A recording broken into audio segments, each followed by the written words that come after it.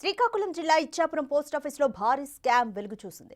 గుర్తు తెలియని వ్యక్తి పోస్టాఫీస్ పోర్టల్లో ఫిర్యాదు చేయడంతో దర్యాప్తు ప్రారంభించారు ఉన్నతాధికారులు. సుమారు 39 అకౌంట్లలో నగదు మాయమైనట్లుగా గుర్తించారు. గత ఏడాది డిసెంబర్ నెలలో సొమ్ము మాయం చేయగా ఇటీవలే ఈ స్కామ్ బయటకొచ్చింది. అసలు మా డబ్బులు మీకు ఇవ్వడానికి ఆలోచన ఉందా లేదా? నేను దాచుకున్న డబ్బులు మీ దగ్గర ఉన్నాయా లేవా?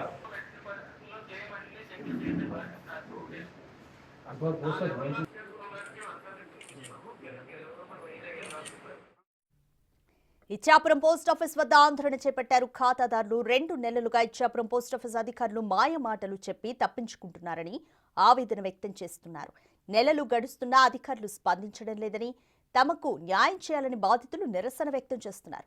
అకౌంట్స్ నుంచి మాయమైన డబ్బు దాదాపు 2,68,00,000 రూపాయలుంటుందని అధికారులు తెలిపారు. పోస్ట్ ఆఫీస్లో మేము 2017లో మేము ఫిక్స్డ్ డిపాజిట్ చేసుకున్నాం సార్.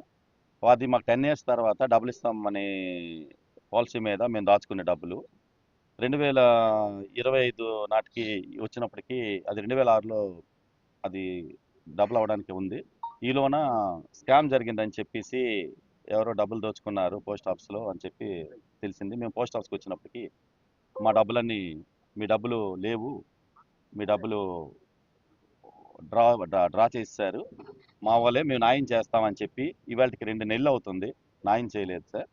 అదేవిధంగా పోస్ట్ ఆఫీస్కి అడుగుతుంటే మాకు సంబంధం లేదన్నారు. ఇన్స్పెక్టర్ శ్రీకాంత్ గారని అతను ఎంక్వైరీ ఆఫీసర్ అంట.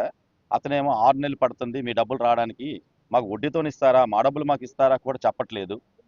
నమస్కారం.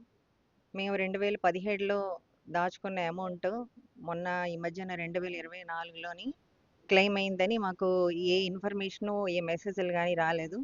మా ఏజెంట్ త్రూ మాకు తెలియడం అది జరిగింది. వెంటనే ఇవి గవర్నమెంట్ డబ్బులు కనుక మీ అమౌంట్ మీకు పోవమ్మా, మీకు నెల రోజులు వస్తాయని హామీ ఇచ్చారు.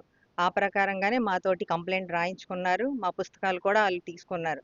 ఎంతైతే వడ్డీ ఉందో ఆ ఇంట్రెస్ట్తో సహా ఏ రోజు క్లెయిమ్ చేశారో ఆ రోజు వరకు ఆ ఇంట్రెస్ట్తో కలిపిస్తామని మాకు పోస్ట్ ఆఫీసు సూపరింటెండెంట్ గారు అందరూ హామీ ఇచ్చారు. మళ్ళీ మధ్యలో ఒకసారి సూపరింటెండెంట్ గారికి ఫోన్ చేస్తే 2 మంత్స్ పడుతుంది మేడం అని అంటున్నారు. కనుక మాకు ఎలాగైనా న్యాయం చేయమని కోరుకుంటున్నాం అందరికీ.